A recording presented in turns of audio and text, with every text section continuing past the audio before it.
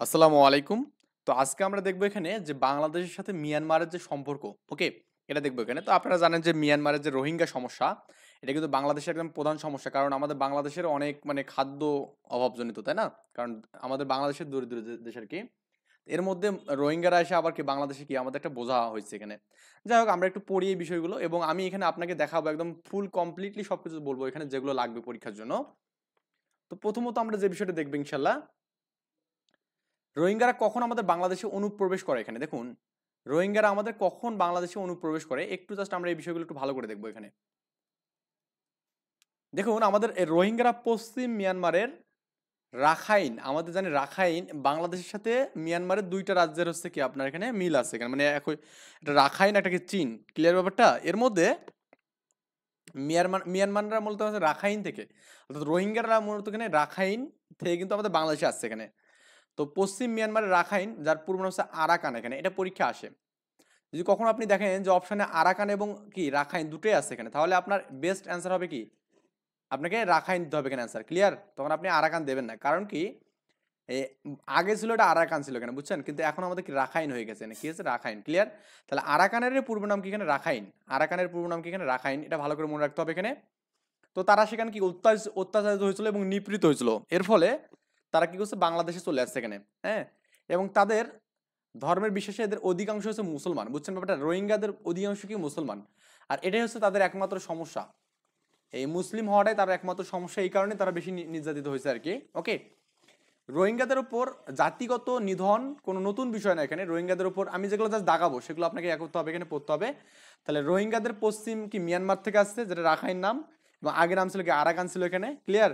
রোহিঙ্গাদের উপর জাতিগত নিধন নতুন কোনো জায়গায় পড়লাম এখানে। রোহিঙ্গাদের উপর বর্মী সেনাদের, তারা মানে রোহিঙ্গাদের উপর কোন সেনারা করছে বলতে বর্মী সেনাদের পরিকল্পিত আক্রমণ 1960 এর দশক থেকে শুরু হয় এখানে। তার মানে রোহিঙ্গা সেনাদের মানে রোহিঙ্গাদের উপর কোন সেনাদের আক্রমণ শুরু হয় এখানে? প্রথমে বর্মী সেনাদের। কার? বর্মী সেনাদের, বুঝছেন? এটা শুরু হয়েছে আপনার এখানে 1960 দশক থেকে শুরু হয়েছে এখানে, মানে আপনার 1960 মানে কি 20 দশক এখানে, তাই না? আচ্ছা, রোহিঙ্গারা মিয়ানমারকে কয়েক শতাব্দী ধরে বসবাস করলো। মিয়ানমার সরকারের মতো রোহিঙ্গারা বাংলাদেশ, মানে মিয়ানমারের সরকার যে আগে ছিল অং সান সুচি এখানে, ওই সময় আর কি মেইনলি এই কাহিনীগুলো হয়েছে এখানে। তো উনি বা সবাই এখানে ভাবতো যে ওরা বাংলাদেশি আর কি, ক্লিয়ার? যারা অবৈধভাবে মিয়ানমারে বাস করছে, এটা হচ্ছে বাস্তব না কিন্তু এই বিষয়টা। আচ্ছা, এই সালটা একটু আমাকে পড়তে হবে এখানে। দেখুন 1978 সাল এখানে মিয়ানমার থেকে রোহিঙ্গা শরণার্থীদের প্রথম বাংলাদেশে আগমন ঘটে। তার মানে প্রথম বাংলাদেশে আগমন ঘটে হচ্ছে কত সালে এখানে বলতো? 1978 সালে এখানে ঘটে, ওকে? তাহলে আমাদের প্রথমটা অবশ্যই মাস্ট বি জানতে হবে এখানে, যে মিয়ানমার থেকে রোহিঙ্গারা বাংলাদেশে কবে আসে এখানে? প্রথম আসে আপনার এখানে কত? 1978 সালে এখানে আসে, 1978 সালে, ক্লিয়ার? বর্মী সেনাদের, তাহলে আমি বললাম না যে প্রথমত কোন সেনারা আক্রমণ করছিল এখানে? বর্মী সেনারা। এই বর্বর হামলার কারণে 2 লক্ষ রোহিঙ্গা আমাদের বাংলাদেশে আশ্রয় নেয় এখানে। কত লক্ষ? 2 লক্ষ, ক্লিয়ার? এবং এই সালটা মনে রাখতে হবে এখানে। দেখুন নাগরিকত্ব কবে হারায় এখানে?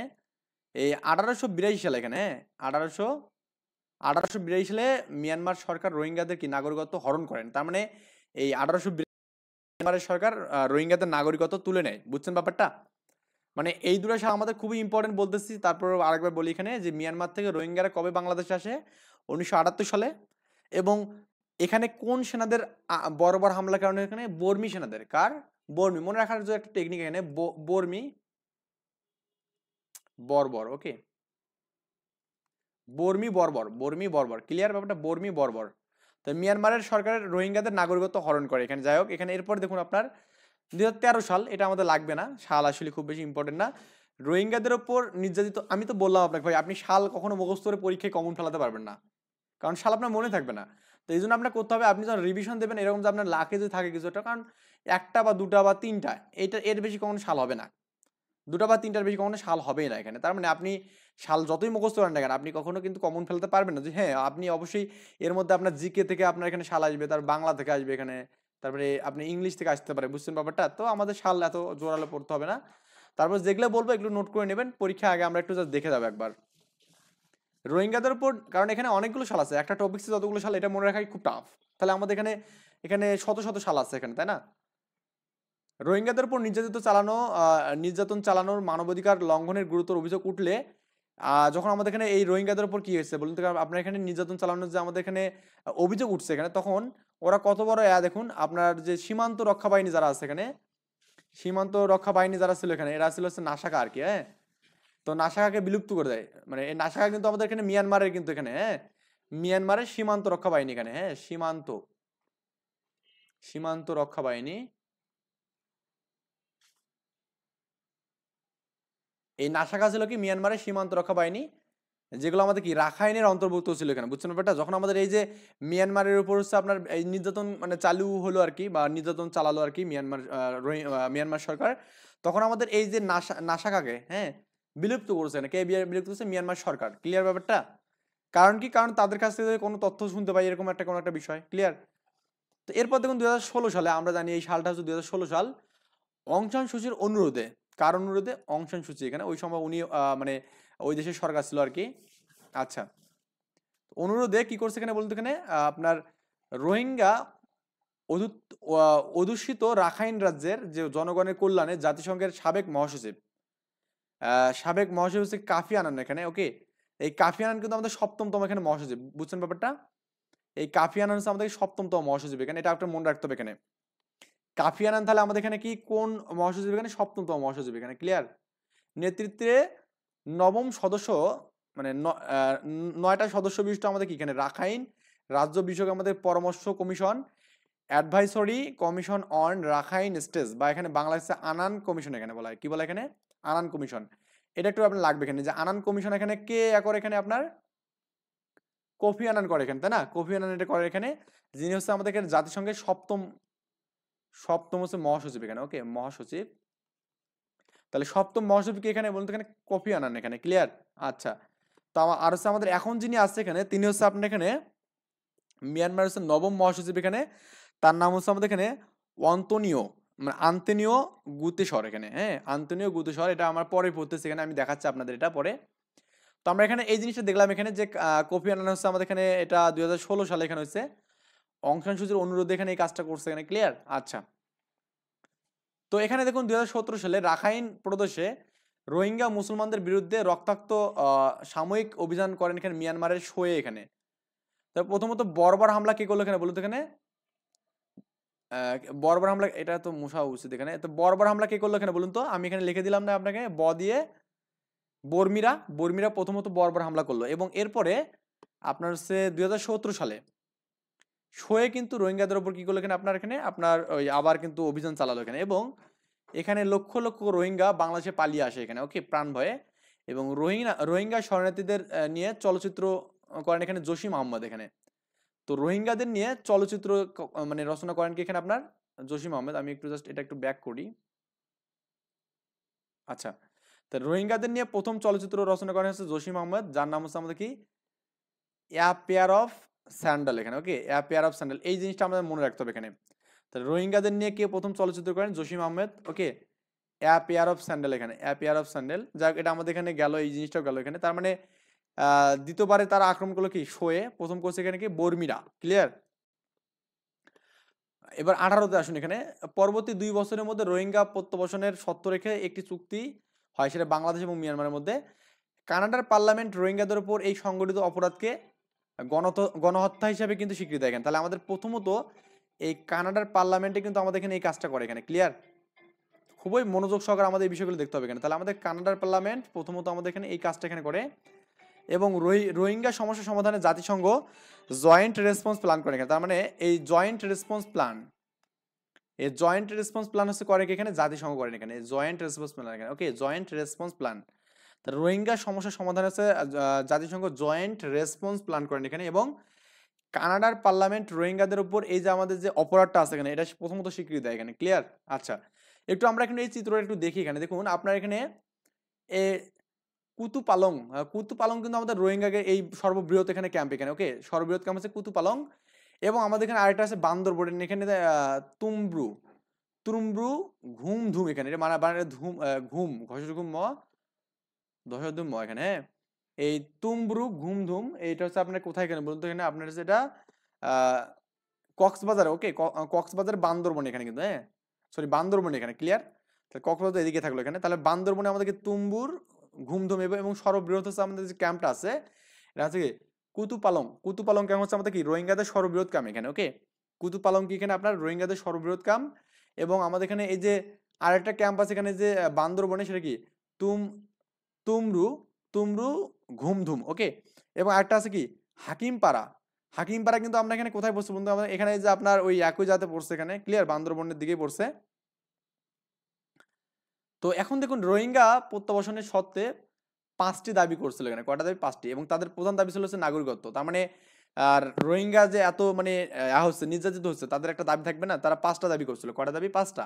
এবং তাদের প্রধান দাবি ছিল যে দেশের নাগরিকত্ব যেন দেওয়া হয় এখানে। ওকে, আন্তর্জাতিক অপরাধ আদালত, ইন্টারন্যাশনাল ক্রিমিনাল কোর্ট, আইসিসি, এখানে এগুলো মাঝে মাঝে ধরে পরীক্ষায় যে আপনার এখানে আইসিসির হচ্ছে পূর্ণরূপ কি এখানে ইন্টারন্যাশনাল ক্রিমিনাল। এখানে এটা হচ্ছে মিয়ানমার কর্তৃক জোরপূর্বক রোহিঙ্গাদের উপর বিতরণ এবং সংশ্লিষ্ট মানবাধিকার অপরাধ নিয়ে অনুসন্ধান শুরু করেন এখানে। ওকে, তাহলে আমাদের আইসিসি কিন্তু কি করেন, প্রথমত কিন্তু জোরপূর্বক কি রোহিঙ্গাদের বিতরণ এবং সংশ্লিষ্ট মানবাধিকার অপরাধ নিয়ে অনুসন্ধান করেন এখানে। এবং আপনার 11ই নভেম্বর এখানে কি করেন, এখানে গণহত্যার জন্য আমাদের কি আইসিজে, যে আমরা জানি ইন্টারন্যাশনাল কোর্ট অফ জাস্টিস, এটা হচ্ছে আন্তর্জাতিক বিচার আদালত এখানে। ওকে, আইসিজে এটা হচ্ছে নেদারল্যান্ডের হেগে আছে, এটা একটু পড়তে হবে এখানে। আইসিজি কোথায়? এখানে নেদারল্যান্ডের হেগে অবস্থিত। ক্লিয়ার ব্যাপারটা? এই ইন্টারন্যাশনাল কোর্ট অফ জাস্টিস এটা আমাদের কি করে এখানে 11 নভেম্বর, এবং কয় সালে? এখানে 18 সালের, মানে 19 সালের 11 নভেম্বর আমাদের এই কাজটা করে এখানে। তাহলে রোহিঙ্গাদের দাবি করা ছিল 5টা, এবং প্রথম দাবি কত এখানে? তার হচ্ছে নাগরিকত্ব। ওকে, এবং আপনার এখানে তাদের আন্তর্জাতিক অপরাধ আদালত, ইন্টারন্যাশনাল ক্রিমিনাল কোর্ট মিয়ানমার কর্তৃক জোরপূর্বক এখানে কি প্রথমত অনুসন্ধান করে এখানে। এরপরে 11 নভেম্বর কি করে এখানে ইন্টারন্যাশনাল কোর্ট অফ জাস্টিস। ওকে, আচ্ছা, এই এখানে আপনার এখানে কোর্ট অফ জাস্টিস কি করেন এখানে মিয়ানমারের বিরুদ্ধে মামলা করেন কি পশ্চিম আফ্রিকা দেশ হচ্ছে কি গাম্বিয়া এখানে। তার মানে মিয়ানমারের বিরুদ্ধে মামলা করেন প্রথমত কোন দেশ? এখানে পশ্চিম আফ্রিকার দেশ এখানে গাম্বিয়া। কি এখানে? গাম্বিয়া। ক্লিয়ার? তো এই বিষয়গুলো কিন্তু প্রত্যেকটাই পড়তে হবে। দেখুন আপনি এই বিষয়টা পড়বেন এখানে। কুতুপালং হচ্ছে আমাদের মিয়ানমারের সর্ববৃহৎ মানে ক্যাম্প, মানে রোহিঙ্গাদের বৃহৎ ক্যাম্প এখানে। এবং এখানে তুমব্রু ঘুমধুম হচ্ছে আমাদের কি এখানে বান্দরবনে অবস্থিত এখানে। ক্লিয়ার? এই বিষয়গুলো একটু আপনাকে পড়তে হবে এখানে। 2020 সালে আমরা একটু আসি। দেখুন এখানে আপনার যে বিষয়টা আছে এখানে 23শে জানুয়ারি, হ্যাঁ, এটা বারবার যে কেন হচ্ছে জানি না, মানে আই থিঙ্ক কোনো সমস্যা আর কি। আইসিজে মানে ইন্টারন্যাশনাল কোর্ট অফ জাস্টিস মিয়ানমারের বিরুদ্ধে 4টি অন্তর্বর্তী ব্যবস্থা গ্রহণের নির্দেশ দেন। হ্যাঁ, তাহলে আমাদের এই ইন্টারন্যাশনাল কোর্ট অফ জাস্টিস এটা মিয়ানমারের মানে বিরুদ্ধে 4টি অন্তর্বর্তী ব্যবস্থা গ্রহণের নির্দেশ দেন। এবং বাস্তুচ্যুত রোহিঙ্গাদের কক্সবাজারের আশ্রয় শিবির থেকে নোয়াখালীর ভাসানচর এখানে। তার মানে এই ভাসানচর কোথায় অবস্থিত? নোয়াখালীতে এখানে। ওকে, এটা পরীক্ষা আসে মাঝে মাঝে। তাহলে ভাসানচর কোথায় অবস্থিত বলতো? নোয়াখালী থেকে। ওকে, তাহলে ভাসানচর হচ্ছে নোয়াখালীতে অবস্থিত, এবং এর পূর্ণ হচ্ছে কি ঠেঙ্গাচর এখানে। কি চর এখানে? ঠেঙ্গাচর। এই জিনিসটা লাগবে এখানে। তার মানে রোহিঙ্গারা প্রথমত কক্সবাজারের আশ্রয় নেয়, এবং আমাদের এখানে আইসিজি ইন্টারন্যাশনাল কোর্ট অফ জাস্টিসের মানে কথা অনুযায়ী তাদেরকে কি কক্সবাজার থেকে নোয়াখালী ভাসানচরে বা পূর্বনাম ঠেঙ্গাচরে এখানে স্থানান্তরিত মানে দেয় এখানে, পারমিশন দেয় এখানে। ওকে, তো যে কটা আমি বিষয় দেখানোর কথা বললাম এখানে অনলাইন ভিত্তিক যে কয়েকটা বিষয় দেখাচ্ছে আপনাদের, এই যে এখানে আপনার এখানে আন্তনিও গুতেরেস সেখানে। তো ইনি হচ্ছে আমাদের এখানে এখন বর্তমান সচিব আর কি, মহাসচিব, জাতীয় নবম মহাসচিব এখানে। ক্লিয়ার? নবম মহাসচিব এখানে। এবং আপনার এখানে আরো কয়েকজন পড়তে হবে নাম, সেটা হচ্ছে আপনার কোফি আনান। ইনি ছিলেন আপনার এখানে যে 7ম মহাসচিব ছিলেন এখানে। ওকে, এবং এই কোফি আনানে কিন্তু আমাদের এখানে এই রোহিঙ্গাদের নিয়ে কিন্তু আমাদের কাজ করছে এখানে। এবং তারপরে আপনার বান কি মুন এখানে, বান কি মুন হচ্ছে আপনার ইনি ছিলেন 8ম মহাসচিব ছিলেন এখানে। কি ছিলেন? 8ম মহাসচিব। ক্লিয়ার? তো এই কয়টা বিষয় একটু জানতে হবে আমরা এখানে। ক্লিয়ার? নবম মহাসচিব কি এখানে বললাম আন্তনিও গুতেরেস, এবং কি আমাদের 8ম হচ্ছে আমাদের কি এখানে 8ম হচ্ছে আপনার এখানে কি রান কি মুন, হ্যাঁ, এবং আমাদের 7ম ছিল কোফি আনান ছিল এখানে। তো এই আর কি বিষয় আমরা এখন এমসিকিউ সলভ করবো ইনশাল্লাহ। বাংলাদেশের স্থানীয় জনগোষ্ঠী নয় কোনটা? কারা? রোহিঙ্গারা এখানে না, ঢাকা বিশ্ববিদ্যালয় আসছে কোশ্চেনে। রোহিঙ্গা কারা? রোহিঙ্গা আসলে যারা মিয়ানমারের একটা জাতিগোষ্ঠী আর কি। রোহিঙ্গাদের প্রকৃত বাসস্থান কোথায় এখানে বলতো? এই যে দেখুন মিয়ানমারে আরাকান আছে এখানে, এবং মিয়ানমারে রাখাইন আছে এখানে। দেখুন তাহলে আরাকান এবং রাখাইন দুটোই আছে, তাহলে রাখাইনটা দিতে হবে কারণ বর্তমান নাম এটা। তাহলে আরাকানটা আমরা দেবো না এখানে, বুঝছেন ব্যাপারটা? অর্থাৎ বর্তমান যেটা নাম সেটা আমাদের দিতে হবে এখানে। রাখাইনের পূর্ব নাম কি? আরাকান। এই যে আমাদের ক নম্বর অ্যান্সার এখানে। এটা আমাদের বিপিএসসি তে আছে এখানে, সিনিয়র ইনস্ট্রাক্টর আছে, এবং কি আমাদের হেলথ কেয়ার আছে এখানে। রোহিঙ্গাদের আদি বাসভূমির নাম হচ্ছে আমাদের কি এখানে আরাকান ছিল এখানে। কি আরাকান? এটা জাহাঙ্গীরনগর বিশ্ববিদ্যালয় আছে এখানে। রোহিঙ্গা শরণার্থীগণ মিয়ানমারের কোন অঞ্চলে অধিবাসী এখানে?